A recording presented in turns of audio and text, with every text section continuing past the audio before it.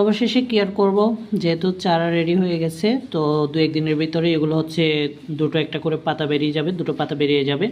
তো এখন আর কি করা, একটাই ওয়ান টাইম গ্লাসের ভিতরে আমি হচ্ছে যে 3-4-5টা লাগিয়ে দিচ্ছি। জাস্ট হচ্ছে যে এগুলো আমি চেষ্টা করতেছি চারাটা যাতে নষ্ট না হয়, চারা রেডি হয়ে যাক। তারপরে হচ্ছে যে যখন চারা হয়ে যাবে 4-5 পাতা বেরোবে, তখন চাইলেই হচ্ছে যে আমি অন্য কোনো টবে, ছোট ছোট টবে হচ্ছে ট্রান্সফার করে দিতে পারবো, সমস্যা হবে না আশা করি। তো এই জন্য হচ্ছে যে এখানে আমি এগুলোকে দিয়ে দিচ্ছি। আর যেহেতু চারাই হয়ে গেছে, তো এখন আর এগুলোকে আমি মাটির নিচে দিচ্ছি না, শিকড়গুলোকে মাটির নিচে দিয়ে আর বীজটাকে হচ্ছে উপরে রাখতেছি। এগুলা যেমন দেখেন, এটা অনেক লম্বা চারা হয়ে গেছে। এটা যদি আসলে চারা উঠতো তাহলে অনেক বড় চারাই বলা যায়। আর এটাও সেম, এটাও সেম, এটাও অনেকটুকু হয়ে গেছে।